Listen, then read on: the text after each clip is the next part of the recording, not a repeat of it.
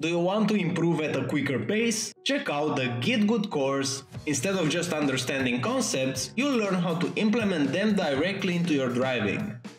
What makes it effective is the approach and practical drills. Together, we're gonna focus on breaking down those complex concepts into small digestible bits that are simple to understand. Everything from the course was tested and refined during the years in coaching sessions, so what I ended up with was the ones that I saw were the most effective. Let's elevate your racing skills together.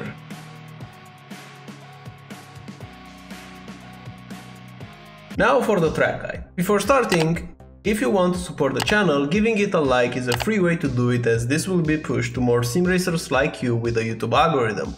Now going into the track guide itself, super important to use all the track here. Having the right tires on the white line will be the limit, and in terms of braking, I'm looking at the 50-meter board. I want to brake slightly before the 50, so at this point I'm already applying the brakes. And what's super important here in this corner, since we have a long straight, is to be on throttle before touching the curb on the inside part of the corner. So right now, whenever I'm turning in third gear, with the fixed setup, super important, so this is the fixed setup. With different setups it might be a bit different, and 55.5 brake bias, I'm going back on throttle at this point in time. So as you notice here, right now I'm just pushing the throttle and releasing the brakes, so I have 1% throttle, 13% on the brakes. So this is the point where I'm going back on power. If you will be later, so let's say you will arrive your throttle application near this curb, then you will lose a lot of time on this straight, because at the curb I'm already having 52% of throttle. This is gonna be key here. So early on power, you have to get the rotation with the downshifts and with the steering wheel. So the car has to rotate a lot more on entry, because if you're gonna not have the rotation early enough, then you won't be able to cut it like this. In terms of how deep you can go, you don't want to touch the yellow sausage curb, but you really want to be close to it. So you can mount it like this, and on the exit you can use the yellow part of the curb as well. So notice that the car right now jumps a bit because I'm mounting it with the left tires, but that's okay. So this is turn one. Now for the next corner, difference is that right now this uphill braking zone is a bit steeper than in the first one. What I'm using as a reference for braking is again the 50, but I'm braking a bit closer to the 50 right now than in the previous corner, just because this is just a bit steeper and the gravity will help you decelerate the car, so you have to brake a bit later. So right now I'm braking very close to the 50, I'm peaking 80%, and same thing, using all the track like this, having the right tires on the white line. Turning into the corner, super important here to be even closer than what I'm here. So in this corner I'm losing 1/10 for sure, just because I'm not getting close enough to the yellow sausage curb. So you really want to get as close as you can to that curb, so you can even turn a bit earlier than this, and then you'll be fine. You have a good exit. Notice, because I'm missing it, right now I have a gap in between my inputs, and I'm not on the brake, not on the throttle, I'm waiting, and now I'm going on throttle. So because of this gap, I'm losing 1/10, so be very careful here. You have to go, it's exactly like turn one, you have to go very close to that yellow sausage curb, but use first gear because you're still going uphill at this point, and you have to modulate a bit while going to 100%. So if you notice here in this shape, from 0 to 25% is not that steep, but from 25% it goes almost straight. So keep this in mind, this is gonna be like the proper throttle application that you have to do to manage that difference in elevation. Now this corner right here, this can be really tricky. In this lap, this was quite good for me. Again, using all the track, braking in the middle of 150, like right now I'm applying the brakes, and while braking you really want to use this curve right here, but don't touch it early. Don't touch it early, because then it's gonna be so worse for you, so much bad for you on the exit. You really want to hit the green more in the middle of it, like right now where I'm pointing the cursor. So right now I'm mounting it, and the moment that you hit it, go back on throttle. You shouldn't have a gap in between your inputs here. It's super important to carry the momentum into this medium speed corner. So right now putting the power down and reaching 100% using this part of the track. And if you look at this shape, this is something that you should try to do it consciously. So picking hard initially, bleeding the brakes up until the curb, mounting the curb, and immediately go back on power without gaps, and quite straightforward with the throttle shape. For the next corner, this can be tricky.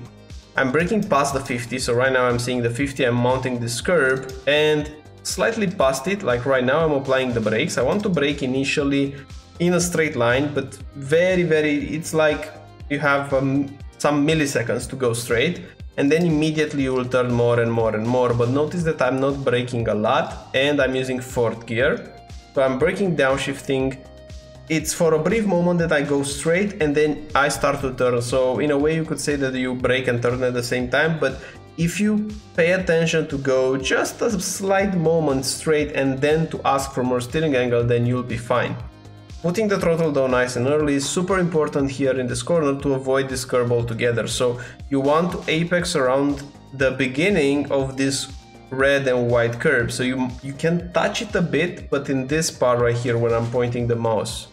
So right here, barely touching it, don't mount it, don't touch the green. If you touch the green, you will go wide. And apex later here. So notice that whenever I'm going to 100% throttle, I'm still, you can argue that I could even go a bit earlier on power because I have just a bit more space, but it was close to perfect, I would say, this corner. Now for the next one. Now here is super important to use all this track in front of you. So go straight, and after you land after the curb, then you start to turn in. With the fixed setup, this will be just a lift, but I'm doing a bit of a mistake here. I'm still applying a bit of brakes, like right now I have 3% braking applied. I don't think it helped me. I think I just lost more time because of the brake. You just want to do the lift. You don't want to mount this curb, so you really want, it's the same thing as the previous corner. Apex around the white line or the beginning of the red and white curb, that's it. And with some throttle modulations, I'm arriving at this point very close to the off-track limit, so this is the maximum that you can use. 1 centimeter more to the right, it would have been an off-track, but luckily enough it wasn't. And now we're going into the last 3 corners of the track, or actually 2 corners of the track. So here, braking point past the 50.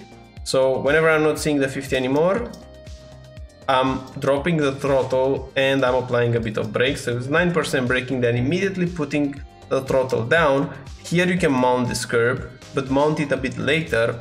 Go back to 100% throttle. Off-track limit is you touching the red with the left tire, so stay on the green with the left tires. That's gonna be fine. So at the edge of red and green, you can put your tire, go straight at this point, and whenever the red is finishing, I'm right now braking a bit harder than in the previous one. I'm peaking around 23%. Super important here, this is a compression zone. You have a lot of grip, the suspension is loaded whenever you're gonna touch that compression zone near the curb. Put the throttle down immediately. So I'm aiming to cut a lot this yellow curve, like this, and then immediately putting back the throttle. Be careful that here you can get an annoying slowdown, but in short, that's a track guide of Red Bull Ring with Super Formula lights. I really enjoy this track, it suits my driving style very good. I think with an open setup you can go like half a second quicker or even more, because on this track the open setup is a bit more powerful than the fixed setup in general. So I'm really curious to see what lap times you can get around here, but this was my track guide. I hope you liked it, I hope you learned something. If you want to accelerate the process even further, you can check out my sim racing course. It's a video course in the video description, and I'm looking forward to see you in the next track guide. Bye bye.